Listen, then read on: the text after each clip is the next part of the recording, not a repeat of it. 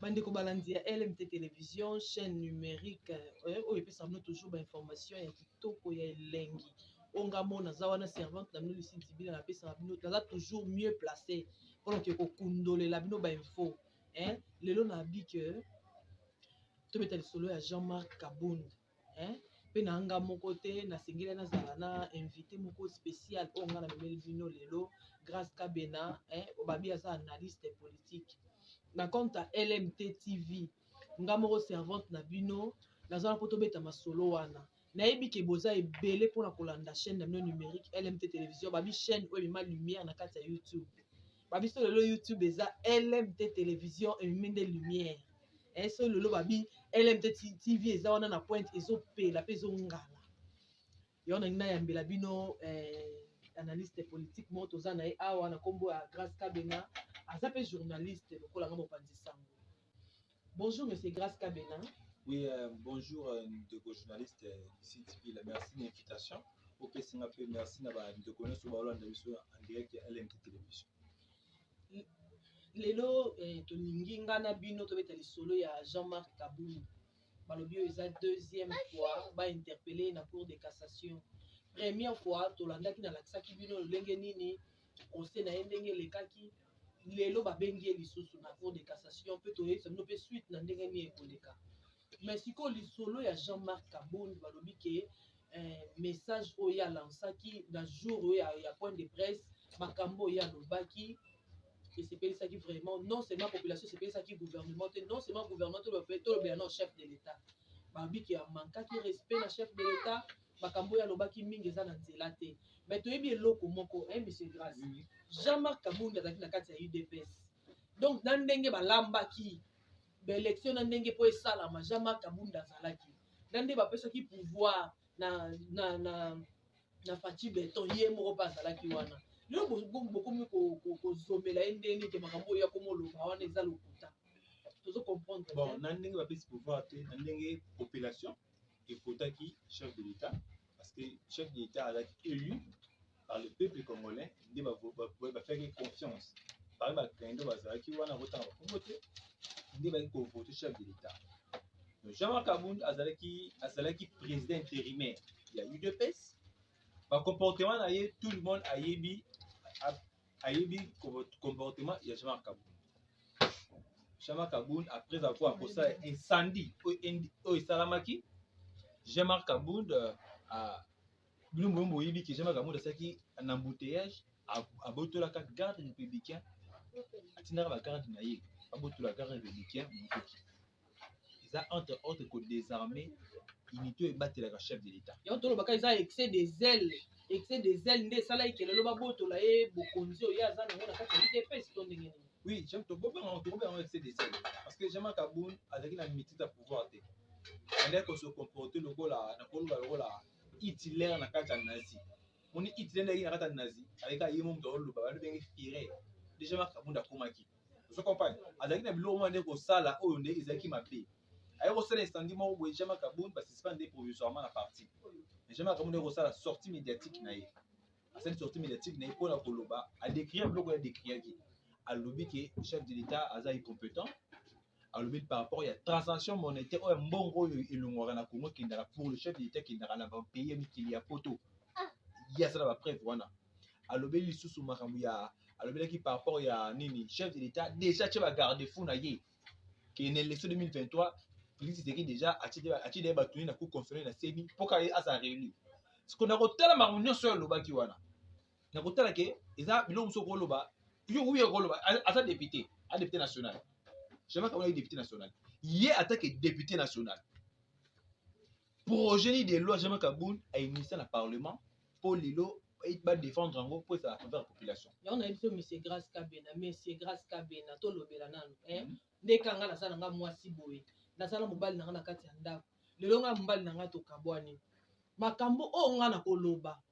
o nini o elekaki na kati yango nde bato baolanda te mama na bien na koso te oye azalaki na kati ya UDPS ayebi nde pouvoir ezwamaki ayebi makambo nyonso ndenge elekaki na ndenge esalamaka nde olobi ke bambongo ekendaka na mikili ya poto seka aza na bapreuve te nayebi boye na exemple olobi wana nazongoka na exemple na yo est ce que biteke mutu na kanda mamingi aloba ezalaka lokuta remarquant soki bana basi bazoswana bana basi mibale bazoswana mamingi balobaka wana balobaka ntango bazoswana ebele ezalaka lokuta tokoloba mpe mama Jean-Marc Kabunda alobi eza kanda eza frustration nde esali kala babiloko ya lokuta parce que babiloko azobana preuve nango toyebi te yango moni ke PGR procureur général ya cour de cassation interpellaki ye aya aloba babiloko wana devant procureur apesa bapreuve parce que okofanda kaka te boye un individu un député national oyo nuire comme chef de l'état quand ya lepamba boye mpona bafrustration na yo okoki kosala parti politique na yo ya problème te obi ke to nga logi DPS na moki na minute oyo mbongo na zwi parce que toloba ngo vérité Jean-Marc Kabunda bambongo lelo aza nango azongo parce que azalaki premier chef de l'état toloba yibaki ye paki ndeko toka zwa anga alobi mambo koyiba te mambo koyiba uti na monoko na mais nga alobi kaka mbongo aza nango parce que aza motu te aza alena bakare minier po andosa nango na kote ya lolo bakuna alena bakare minier na ye akomaki mpe en même temps aza politicien en même temps homme d'affaires aza bambongo na ye azwi mais ntango azobake chef de l'état eza pouvoir ya bajustice soki totali sikoyo ndenge Jean-Marc Kabunda mama oza journaliste oyebi Kabunda ntango azali na opposition lelo mpe honorable Kabunda niveau akomi nango lelo oyebi yango tolinga te na vie moto oyo ozalaki na ye pembeni yango balobake bato mingi balobaka babonaka moto so moto akufi mais tomona comme ça tobebima aime nous vivant babimisa moto ezala face b pole mokende abisa comme ça aime nous vivant tokoloba mpe malamu ya chef de l'état Kabunda akoloba mpe voilà ata longwe na ngai ezalaki motu mo azala honnête pour moi à mon avis fa azala honnête ayebi te na longwe na ngai na UDPS na longwe na ngai na cette partie na ngai alliance pour le changement mais na réviser chef d'état Félix Tshisekedi par rapport à pembeni na yo nazuma ba expérience nazuma ba avantage tal oyo nakomi nango lelo oyo so nasali école oyo asali kuna na Kingabwa eza grâce à nini eza badefo wana nteke député national toyeba cause population mpe lelo mpe eluka mpe yeba cause ya kokabwana ya Jean-Marc Kabunda chef de l'état omona te bamosusu balobaki eza kaka stratégie moko boye bangi basala kata UDPS babimisa baparti ebele na 2023 pour que oyebi ka nde ezalaka ti soutien au chef de l'état baparti ezobima ebele bango nyonso to basoutenir chef de l'état ondie ezaka stratégie moko te basalaka te mpona cause tokolo bango nakozwaka maloba ya sortie médiatique ya secrétaire général UDPS Augustin Kabuya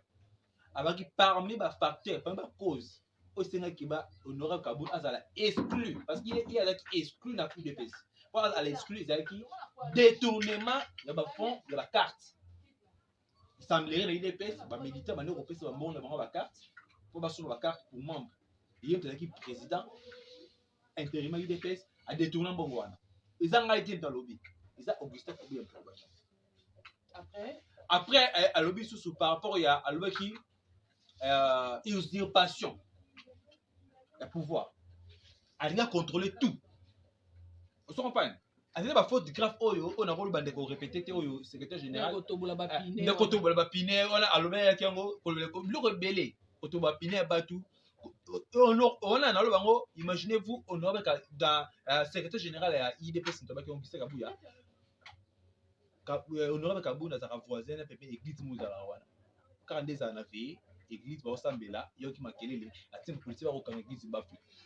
esanga ntango motu na ndako ya nzambe azobanga yango te ndako oyo ozaki ndako ya nzambe nyonso azala na respect ata oza nani même chef de l'état so abengisi na église catholique to akela kimbangisi te omona chef de l'état aza na humilité moko boye po ayebika eza ndako ya nzambe mais motu ase permettre kokanga bafe na église bato baosambela est ce que motu wana nayebi te motu ya bongo nayebi te mais nakoloba te ke aza kaka moto mabe aza mpe na bakotine mpe ya molamu parce que soki tolobi ke atongi école na Kingabwa école wana ezo ede mpe éducation parce que eza mpe parmi bafacteur au chef de l'état pilier liboso ya chef de l'état eza gratuité na baaction na ye ntango ye mpe accompagne chef de l'état na sens wana ya kotonga malgré école eza privé ezala aolofuta yango mbongo mais akoyede te bana secteur ya Kingabwa wana bana batanga eza mpe ka mpona avantage mpona Congo. Mais au début wana basiri bapériode makambo wana ebanda toza mpe na UDPS tondokende mpe bacongrès babilo na bango wana mais selon nde toyokaki na population nde bonde kolobaki lelo décision finale tomona yango biso na Kingabwa na 14e babi décision finale wana eza de quoi Jean-Marc Kabunde mtu a créé qui yango eza hein donc on va sorte mon que Azwa récupérer une partie à UDPS à ce moment quand décision finale il a déjà début à parti politique il y a Jean-Marc Kabunde to quand la population de Lobaki selon émission moko na sala qui met yo siko ni na idée ne cause ni na bon décision finale là qui structure pour surtout une décision finale qui structure Jean-Marc Kabunde a sala qui tant va sur pouvoir à ça qui structure naie quand tout le monde tous passer la association parce que na IDPS les partis politiques ils appellent des associations à la carte donc on se trouve à NGT nouvelle génération psychédéliste ils a structure il y a Jonathan Mata on comprend tout ça sous na DRF donc il y a des décisions finales tu as grec ils ont dit ça au sein de l'UDPS donc les associations et fracas la carte il y a parti politique mais jamais Kabun tant à sa structure naie mais la sortie médiatique naie alors que mamba ils ont fini alors les partis politiques mais on a déjà qu'on s'est préparé déjà qu'à partir de la décision finale à des membres ceux qui qu'on s'est préparé ou qu'on préparer té na carte organisation naie na sala kiti ngana koloba oyo ngana moni oyo na mona kité mona loba ngo ezate ceux qui ont des journalistes ont une information et dit que Jean-Marc Kabun avait des zones finales et qui passe à la partie politique naie et c'est une information aux gens en tant que journaliste mais nga oh tu sais moni que Jean-Marc Kabun a sortie médiatique à lobby na mise sur nyonso et qui tina RFI et les qui tina France 24 tina TVC on a zolo ba parti politique on a ndem de suivi non on va plus ça pas parti politique ba loba même mabe tout monde appelle ba politicien pe belé a na RDC a sali pe parti politique ne a fingi pe chef de l'état moi ça pe belé ba interpeller bango peut-être hein mais Jean-Marc Kabun to ki ndepena pe to zonga hein aza mwana mboka aza député national il faut ba longole pe immunité parlementaire est-ce que vous kangaye ka ndenge wana bozui mutu député national botie na ba député puis après ça na ka fréquence et c'est un moment milité sans pas fréquence ba kango de milité fréquence des autres ils a ba kango na fréquence ba kangaye mais Jean-Marc Kabun azala niveau na azala pour ça parti politique ne reçoit ba reçoit nani parti politique na Congo so bimoloko la récemment tout moi na ministre Moïse Nzanga c'est parti politique naé toujours on fait la partie politique voilà la partie politique ezali ACP ezali la partie politique ezebele ata les Congolais azala ba moyen na ye ata yo mama journaliste ndio zabwe so na ba moyen na yo au siège au sein ba règlement d'intérieur au sein statut na yo OK ba noter na niveau intérieur au même parti politique na yo muto pe ça parti politique té est-ce que parti politique na ye wana sali est-ce qu'on compare na parti politique na ko tanga ba compoter on connaît parti politique de ça ba 10 ans 20 ans to éviter vous comprenez à cette parti politique naie et ambition naie en tant que politicien avec le nom ça l'alliance pour le changement assez le coup total là à son opposition à son opposition côté peut bateau peut tout ça parce que chef de l'état côté asa est là parti il y a des partis de masse il est pèse d'abord ça parti oyo et parti de masse ko sakanaté ngai na ndimité hein ba militant IDPS ba longo IDPS pour que côté na alliance pour le changement je crois pas Congo est monnaie à plus de 80 millions d'habitants. Pour les on a yébika à l'est pour changer ça la Kinshasa. Est-ce qu'on a pas nous les alliés pour l'interrogation? Petit à petit banda malembe wa ke sidé dans la province et sidé on a fait tout monde on peut coach dans la province et banda malembe dans la province ango. Yonde loba ke mabe na yo mabe ya Jean-Marc Kabun déjà ke po afingi. Jean-Marc Kabun afingi non seulement afingi mais à l'eau biloko na munone waza na preuve té parce que lui il faut mettre la preuve on pas PG à kotala sur la preuve moi na mambo ya lubaki parce que dans audition na ba otile vidéo audition ka bu desate ke ba so biso boté ba kotela yo maloba na mot par mot ndeko lobaki ke chef de l'état après ça ka liaison ba ça la stage na sommet de l'état soumet de l'état zana chef de l'état mwana mboka grâce kabena to zana LMT TV hein wana LMT TV skonde za kalikambo atan likambo ya temps na précision hein zala précis mwana mboka puis cette information moko au population o azoluka arrêté yo likambo population ezoluka eyeba conflit wana elo ni bazo pota hein pe lelo soki Jean-Marc Kabunda bimisi ba preuve blo na lobaki et suka ndenge ni selon yo population eloko o retenir Jean-Marc Kaboun a forcé. Hein? Jean-Marc Kaboun a sali parti politique naïe en tant qu'honorable député. Population pour sanctionner pour parce qu'il y a élu de Mwamba. Bana Mwamba bazota la Kaboun mamba sala. Élection ko bana Mwamba ko yeba ki honorable Kaboun a sala biso nini poto voter les sous. Parce que population minute yendi mta ko sanctionner moko na moko. Ah deux choses à la nana o da nan soko sala ke le sur terrain. Bana Mwamba ba yimde ba ko s'en charger né. Ko ba kaida Mwamba ba yeba Stéphanie Mbombo ba Patrick bazana Mwamba ba Kaboun ba sakuna. C'est que tu hôtel là oh père sika ba ye tu peux comment faire chance. Tu peux faire chose toi liboso c'est que le côté tu peux faire muninga tu peux peut-être faire comporter le monde. Kasi koto pe balobi MONUSCO a pas ça ne lo te na ba Goma na ba Ituri to mona pe ba nombre de morts o batangi ba blessés ba nini o esalama ki ba trouble esalama ki pona MONUSCO pona yo vraiment impact ni MONUSCO zo malaka ta RDC. Bon, MONUSCO est na mboka na biso il y a décennies. Il y a plus de 20 ans au MONUSCO ayeki awa. MONUSCO mission na yeki nini ayeki pour appuyer pardon FARDC. Appuyer FARDC pour na ba éradiquer ba groupe armé na est. Mais ce que na kotala sur terrain malgré tout état de siège et mais population zo kufaka. Si on moni que ba jeune il y a est ya nord Kivu Goma Butembo ba tomoka ki ba beke MONUSCO akende. Mais nalandaki lokola kaka na TV nalandaki ministre de communication et médias Patrick Mouyaya. Alors il dit déjà que retrait il y a MONUSCO ezokende progressivement. Et comme que MONUSCO déjà déjà retrait. MONUSCO déjà il faut déjà kende. Mais progressivement on ande ya kasi ba mboka ba. Kasi te ba on balingi alongwa kaka donc est-ce que tu le babulu mustoloba MONUSCO ezokende progressivement. Est-ce que à part rôle ya MONUSCO pour appuyer FARDC na matraque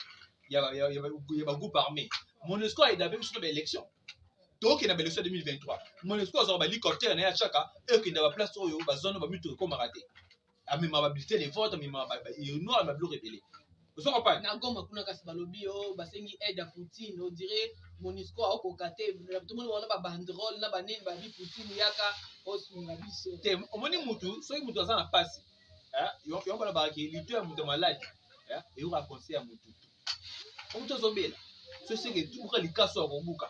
Vous savez pas bato bazana est viki ba retier bazana ngo. Bazo na résultat te. Ils ont droit na bango terre congolais. Ya ko ba kité MONUSCO kende. Vous savez pas MONUSCO pas zo kende selon ministre de communication pour le gouvernement da lobaki. Asalaki briefing na ende asalaka avec MONUSCO azo kende progressivement. Ya ngwana nde awa na profiter na micro na pona na présenter. Ba sincère condoléances à la famille nyonso oyo ba perdre ba proche na bango na ba incident salamaki na est biso tozana de cœur avec vous.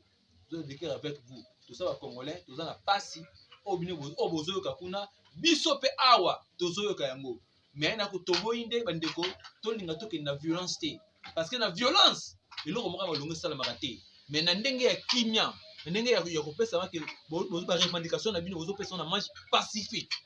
Botamuri pacifiquement ko buka eloko mutu te ko eloko mutu te bo misi vo na bino ko matina sommet. Tant que chef de l'État ko yoka kete population na ya est ba moni ke vi MONUSCO sur terrain résultat exacté ba baso kufa chaque jour bunana